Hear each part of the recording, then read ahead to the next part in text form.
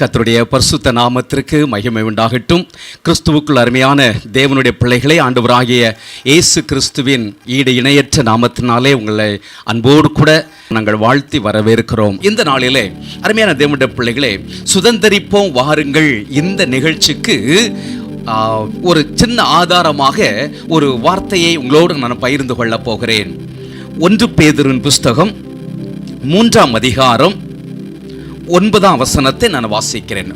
1 பேதுரு 3ஆம் அதிகாரம் 9ஆம் வசனம்.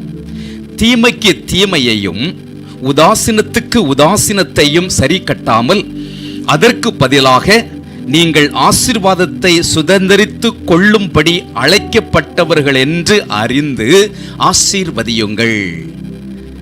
மீண்டும் அந்த வசனத்தை வாசிக்கிறேன். நீங்கள் ஆசீர்வாதத்தை சுதந்தரித்து கொள்ளும்படி அழைக்கப்பட்டவர்கள் என்பதை அறிந்து. அருமையான தேவனுடைய பிள்ளைகளே, ஆண்டவராய் இயேசு கிறிஸ்துவுடைய பரிசுத்தமான இரத்தத்தாலே கழுவப்பட்டு அவரை நம்முடைய வாழ்க்கையில சொந்த இரட்சகராக ஏற்றுக்கொண்டு அவருடைய பிள்ளைகளாக வாழ்ந்து கொண்டிருக்கிற நீங்களும் நானும் அவரால் அழைக்கப்பட்டவர்கள். எதற்கு அழைக்கப்பட்டவர்கள்? ஆசீர்வாதத்தை சுதந்தரித்து கொள்ளும்படி அழைக்கப்பட்டவர்கள். எத்தனை பேர் நாம் இதை உணர்ந்திருக்கிறோம் என்பது எனக்கு தெரியாது. இன்றைக்கு அநேக கிறிஸ்தவர்கள் இந்த ரகசியத்தை உணர்ந்து கொள்ளவில்லை, அறிந்து கொள்ளவில்லை. ஒரு அறியாமையில் அவர்கள் இருக்கிறதை நாம் பார்க்க முடிகிறது. நாம் எதற்காக கிறிஸ்துவை பின்பற்றுகிறோம்? எதற்காக அவர் சிலுவையிலே அவருடைய பசுத்தமான வல்லமுள்ள இரத்தத்தை அவர் ஊற்றி கொடுத்தார்? எதற்காக அவர் சிலுவையிலே மரித்தார்? எதற்காக அடக்கம் பண்ணப்பட்டார்? ஏன் அவர் 3ஆம் நாள் எழுந்திருந்து இன்றைக்கும் பிதாவுடைய வலது பார்சத்தில் நமக்காக பரிந்து பேசிக் கொண்டிருக்கிறார் என்கிற அந்த சத்தியத்தை அறிந்து கொள்ளாமல் இருக்கிற கிறிஸ்தவர்களும் இன்றைக்கு ஏராளமாக இருக்கத்தான் செய்கிறார்கள். அருமையான தேவனுடைய பிள்ளைகளே, இன்றைக்கு ஒரே ஒரு காரியத்தை மாத்திரம் நான் உங்களோடு கூட பகிர்ந்து கொள்ளப் போகிறேன். நீங்கள் யார் என்பதை, நான் யார் என்பதை நான் முதலாவது அறிந்து கொள்ள வேண்டியது அவசியம். எனக்குள்ள ஆண்டவர் எவ்வளவு பெரிய காரியங்களை வைத்திருக்கிறார் என்பதை நாம் அறிந்து கொள்ள வேண்டியது அவசியமாக இருக்கிறது. நம்மை பற்றியே நாம் சரியாக அறிந்து கொள்ளாத பட்சத்தில், நமக்குள்ள இருக்கிற கிருபைகளை அறிந்து கொள்ளாத பட்சத்தில், என்னை தெரிந்தெடுத்தது யார், என்னை அழைத்தவர் யார், அவர் எப்படிப்பட்டவர் என்பதை அறிந்து கொள்ளாத பட்சத்தில் நம்மால் ஒன்றுமே செய்ய முடியாது. அருமையான தேவனுடைய பிள்ளைகளே, இயேசு கிறிஸ்து கல்வாரி சிலுவையிலே நமக்காக இந்த உலகத்தின் எல்லா விதமான ஆசீர்வாதங்களையும் அவர் சபதரித்து வைத்திருக்கிறார். நமக்காக அவர் செய்து வைத்திருக்கிறார். எல்லாவற்றையும் அவர் ஏற்பாடு பண்ணி வைத்திருக்கிறார். ஆனால் அதை சுதந்தரித்து கொள்ள வேண்டியது உங்களுடைய கடமை, என்னுடைய கடமை. அருமையான தேவனுடைய பிள்ளைகளே, அதை நீங்களும் நானும் தான் பெற்று அனுபவிக்க வேண்டும். தமாசா சில காரியங்களை சொல்லுவாங்க. வாழைப்பழத்தை வாங்கி தான் தர முடியும், என்ன வாயில ஊட்டியா விட முடியும்னு சொல்லுவாங்கல்ல. ஆமா, ஆண்டவர் எல்லாவற்றையும் நமக்காக, அவரால் அழைக்கப்பட்ட உங்களுக்காக, அவரால் அழைக்கப்பட்ட எனக்காக எல்லாவற்றையும் நீங்க எதெல்லாம் இழந்திருக்கிறீங்களோ அதை எல்லாவற்றையும், எதெல்லாம் உங்களுக்கு வேணும் என்று சொல்லி நீங்கள் விருப்பப்படுகிறீர்களோ அதை எல்லாவற்றையும் அவர் சவதரித்து வைத்திருக்கிறார். அதை சுதந்தரித்து கொள்ள வேண்டியது, சுதந்தரித்து அதை அனுபவிக்க வேண்டியது உங்களுடைய என்னுடைய கடமையாக இருக்கிறது. அதற்கு முதலாவது நான் யார், என்னை அழைத்தவர் யார், அவர் எப்படிப்பட்டவர், என்னை தெரிந்து கொண்ட தெய்வம் எப்படிப்பட்டவர் என்கிற அந்த அறிவு நமக்கு வேண்டியது அவசியம். இன்றைக்கு அநேகருக்கு இந்த அறிவு இல்லாததுனால தான் ஆண்டவருடைய அன்பை மட்டுப்படுத்தி விடுகிறோம், அவருடைய வல்லமையை மட்டுப்படுத்தி விடுகிறோம். இயற்கைக்கு அப்பாற்பட்ட அவருடைய சக்தியை நாம் மட்டுப்படுத்தி விடுகிறோம். இதைத்தான் இயேசுவால் செய்ய முடியும், இதை எப்படி செய்ய முடியும் என்று சொல்லி பல நேரங்களில் நமக்குள்ளே கேள்விகள் எழுகிறது. ஆகவே தான் சின்ன காரியங்கள் என்றால் ஆண்டவரிடம் கேட்கிறோம். பெரிய காரியத்தை இதெல்லாம் முடியாது அப்படி என்று சொல்லி நாம் விட்டு விடுகிறோம், அலட்சியப்படுத்தி விடுகிறோம். அருமையான தேவனுடைய பிள்ளைகளே, சிறிய காரியமோ பெரிய காரியமோ நாம் ஆண்டவர் எல்லாவற்றையும் செய்ய முடியும் என்கிற அந்த நம்பிக்கை நமக்கு இருக்கும் பொழுது நம்மால் செய்யக்கூடாத பெரிய காரியங்கள் ஒன்றுமே இல்லை. அதை உணர்ந்ததனால தான் தேவனுடைய மனிதர் எழுதி வைத்திருக்கிறார், என்னை பலப்படுத்துகிற கிறிஸ்துவினாலே எல்லாவற்றையும் செய்ய எனக்கு பலன் உண்டு. ஹல்லேலூயா. இன்னைக்கு ஆண்டவருடைய சமூகத்தில் அறிக்கையிடுங்கள், என்னை அழைத்த தேவன் சர்வ வல்லமுள்ள தேவன். ஆண்டவரே, வானம் எனக்கு சிங்காசனம், பூமி எனக்கு பாதபடி என்று சொன்ன தேவன் மகா உன்னதமான தேவன். அவரை அறிந்து கொள்வோம் என்றால், அவருடைய வல்லமையை நாம் புரிந்து கொள்வோம் என்றால், எதை குறித்து நாம் கவலைப்படவே மாட்டோம்.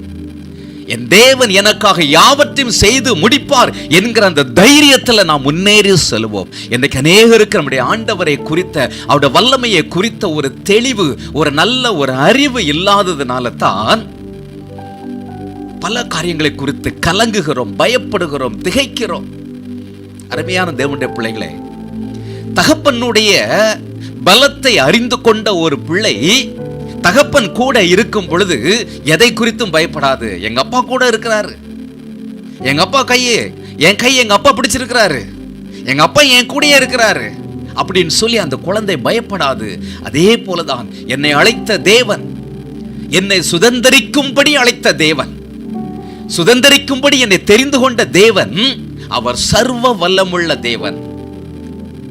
இந்த உலகத்தில் சில நேரங்களில் மனிதனை நம்பிதான் நாம் ஏமாந்து போகிறோம். வேதம் நமக்கு எச்சரிப்பாக சொல்லுகிறது, நாவிலே சுவாசமுள்ள மனிதனை நம்புவதை பார்க்கிலும் கர்த்தர் பேரில் பற்றுதலாய் இருப்பதே நலம். இந்த வார்த்தைகள் எல்லாம் பல நேரங்களில் நம்ம வாசிக்கிறோம், இதனுடைய செய்திகளை கேட்கிறோம். ஆனாலும் அதனுடைய ஆழமான சத்தியம் என்ன?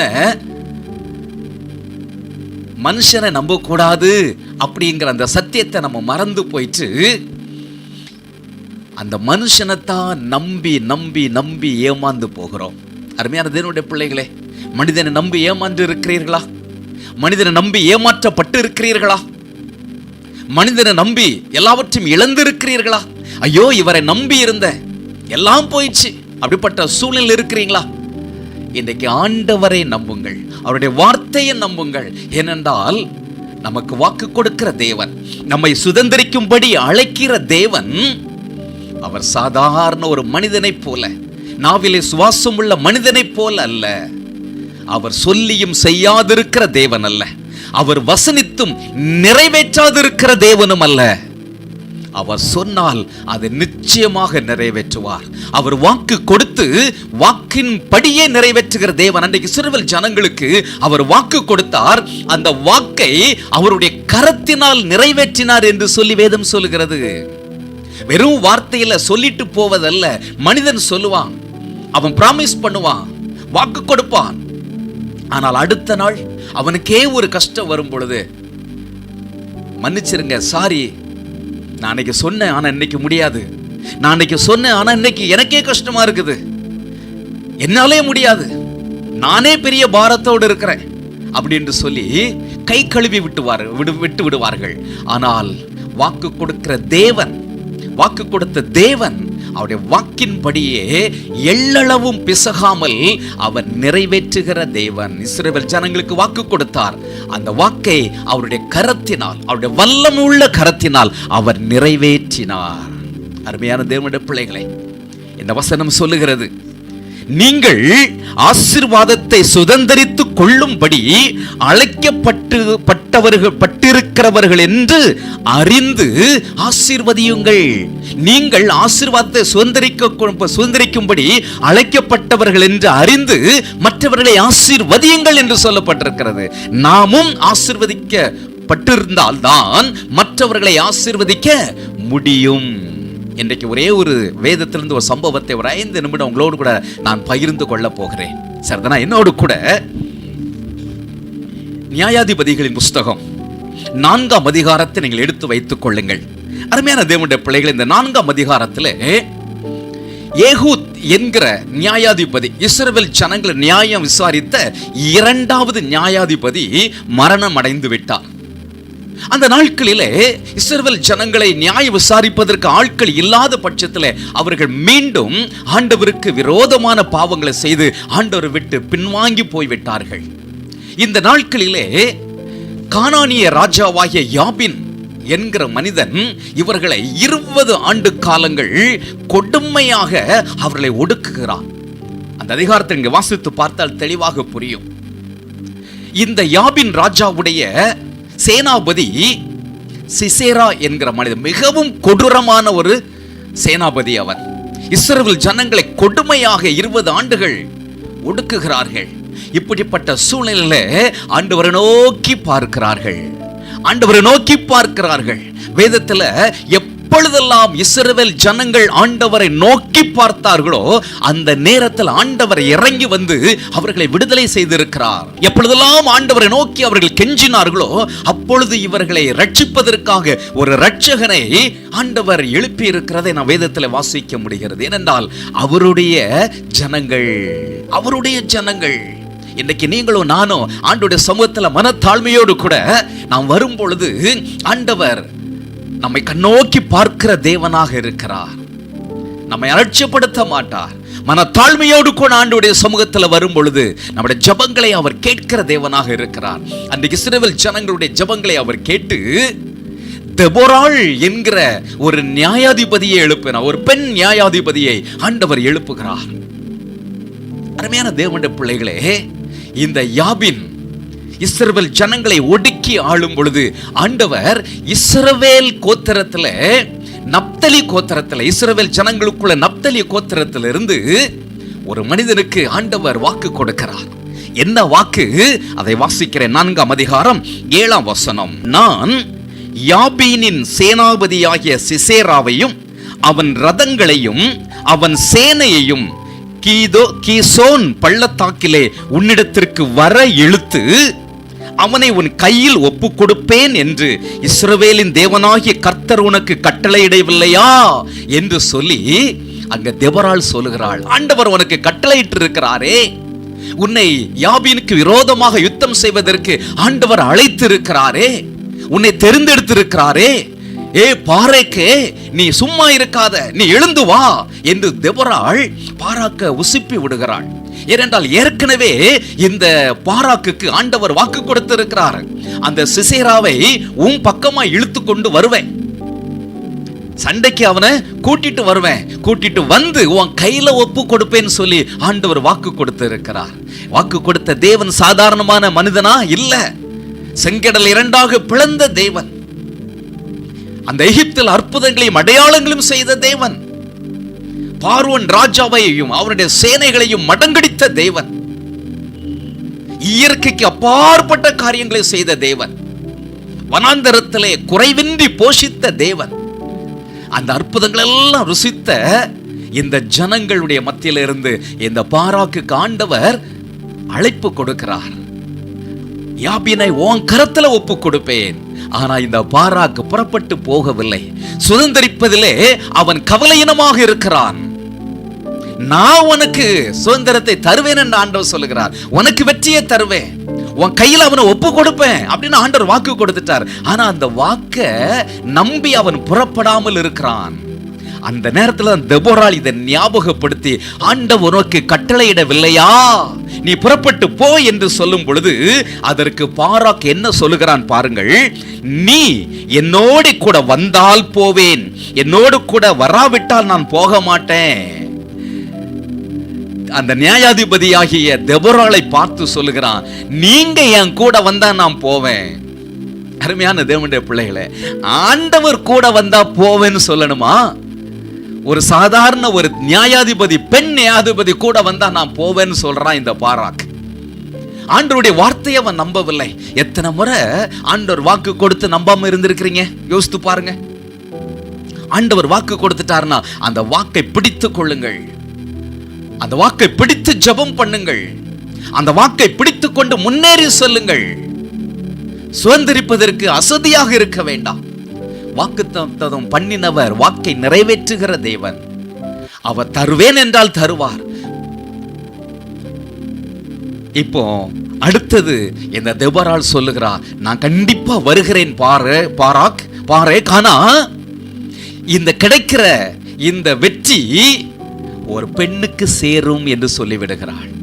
அருமையான தேவனுடைய பிள்ளைகளே, தொடர்ந்து நீங்க இந்த பகுதியை நீங்க வாசித்து பார்ப்பீர்கள் என்றால், இதை தியானித்து பார்ப்பீர்கள் என்றால், இந்த பாராக் புறப்படுகிறார், தெபொராளும் சேர்ந்து புறப்படுகிறார்கள். ஒரு பெரிய வெற்றியை ஆண்டவர் கட்டளையிடுகிறார். நீங்க வாசித்து பார்த்தீர்கள் என்றால், ஆண்டவர் வெற்றி, ஆண்டவர் யுத்தம் பண்ணுகிறார். அந்த யாபினுடைய சேனையை மடங்கடித்து விடுகிறார். இந்த சிசேரா சேனாபதி தப்பித்தோம் பிழைத்தோம் என்று சொல்லி அவன் சேனையை விட்டு யார் எக்கேடு கெட்டு போனாலும் பரவாயில்லன்னு சொல்லி ரதத்தில் இறங்கி கால்நடையாக தப்பித்து அவன் ஓடுகிறான். ஒரு பெரிய வெற்றியை ஆண்டவர் கட்டளையிட்டார். 20 ஆண்டுகள் கொடுமையாக இவர்களை ஒடுக்கினவர்கள் இன்றைக்கு சின்ன பின்னமாக ஆக்கப்பட்டு விட்டார்கள். காரணம் என்ன? இந்த பாராக் யுத்தம் பண்ணினதா அல்லது தெபொராள் யுத்தம் பண்ணினதா? இல்லை, வாக்கு கொடுத்த தேவன் அவர் மடங்கடித்து விட்டார். ஏனென்றால் அவர் யாபினுடைய சேனையுடைய கரத்தில் ஒப்பு கொடுப்பேன் என்று சொன்னார், ஒப்பு கொடுத்து விட்டார். ஒரு பெரிய வெற்றியை ஆண்டவர் கொடுத்தார். அருமையான தேவனுடைய பிள்ளைகளை, இதை கேட்டுக்கொண்டிருக்கிற என் அன்பு சகோதரன சகோதரியே, உன் வாழ்க்கையில சுதந்திரிப்பதற்கு நீ அழைக்கப்பட்டிருக்கிறாய். உன்னை அழைத்த தேவன் அவர் உண்மை உள்ளவர், அவர் சர்வ வல்லமுள்ள தேவன். அவரால் செய்யக்கூடாத அதிசயமான காரியம் ஒன்றுமில்லை. ஆகவே அவருடைய வார்த்தையை நம்பி அவருடைய வசனத்தை உறுதியாக பற்றி கொண்டு சுதந்திரிப்பதற்கு அசதியாக இராமல் முன்னேறி செல்லுங்கள். ஆண்டவர் உங்களுக்கு வாக்கு கொடுத்ததை அவர் நிறைவேற்றுவார். ஹல்லேலூயா. கண்களை மூடி ஜெபிக்கலாமா? 2 நிமிடம் எல்லாரும் அப்படியே உட்கார்ந்த இருக்கிற இடத்துல கண்களை மூடுங்க. ஆண்டவர் உங்களுக்கு கொடுத்த வாக்கை நினைவு கூறுங்க. அன்றைக்கு பாராக்குக்கு ஆண்டவர் வாக்கு கொடுத்தார். ஆனால் அவன் அந்த வாக்கை நிறைவேற்றுவதற்கு, அந்த ஆண்டவருடைய வாக்கின்படியே முன்னேறி செல்வதற்கு அவன் அசதியாக இருந்து விட்டான். அருமையான தேவனுடைய பிள்ளைகளே, சில நேரங்களை என்னால் முடியாது, ஐயோ இதை பெற்றுக்கொள்வதற்கு நான் தகுதி இல்லை, எனக்கு படிப்பறிவு இல்லை, எனக்கு பலன் இல்லை, எனக்கு ஃபேமிலி பேக்ரவுண்ட் இல்லை, எனக்கு வசதி இல்லை, எனக்கு ஒண்ணுமே இல்லையே, நான் எப்படி செய்ய முடியும் அப்படின்னு சொல்லி நீங்க யோசிக்கிறீங்களா? யோசிக்க வேண்டாம். இந்த பாராக் அப்படி யோசித்ததுனால தான் ஆண்டவர் கொடுத்த வாக்கை அவன் பெற்றுக்கொள்ளாமல் அசதியாக இருந்து விட்டான். இந்த தெபொராள் அவனை உசுப்பி தட்டி எழுப்புகிறாள். பாராக்கே, உனக்கு ஆண்டவர் வாக்கு கொடுத்திருக்கிறாரே, அவர் உனக்கு கட்டளையிடவில்லையா? புறப்பட்டு போ. அப்பொழுது கூட அவன் புறப்பட்டு போல, நீங்க வந்தா போறேன். ஆனால் வெற்றி கிடைத்தது. அந்த வெற்றியின் மேன்மை இந்த பாராக்குக்கு கிடைக்கவில்லை. ஒருவேளை ஆண்டோடைய வார்த்தையை அவன் நம்பி புறப்பட்டு போயிருந்திருப்பான் என்றால் வெற்றி கிடைத்திருக்கும். அந்த வெற்றியின் மேன்மை பாராக்குக்கு சொந்தமாக இருக்கும். அருமையான தேவனுடைய பிள்ளைகளை ஆண்டவர்கிட்ட ஒப்பு கொடுங்க. ஆண்டவரே, என்னை சுதந்திரிப்பதற்காக நீர் அழைத்திருக்கிறீர்.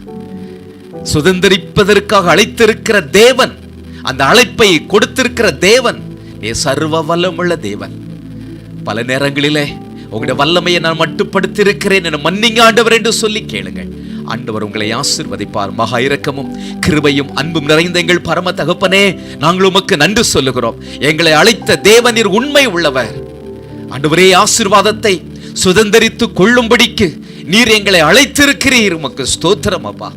நாங்கள் இந்த ஆசீர்வாதத்தை சுதந்திரித்து கொண்டு அநேகரை ஆசீர்வதிப்பதற்கு கடமைப்பட்டிருக்கிறோம். ஆண்டவரே தகப்பனே, இந்த செய்தியை கேட்டுக்கொண்டிருக்கிற என் அன்பு சகோதர சகோதரிகள் ஒவ்வொருவரும் ஆண்டவரே உம்முடைய வாக்கின்படியே முன்னேறி செல்ல, அவர்களுக்கென்று நீர் வைத்திருக்கிற ஆசீர்வாதத்தை சுதந்திரித்து அநேகருக்கு அவர்கள் ஆசீர்வதிக்கப்பட்ட பாத்திரங்களாக திகழ நீர் உதவி செய்யும்படியாக ஜெபிக்கிறோம்.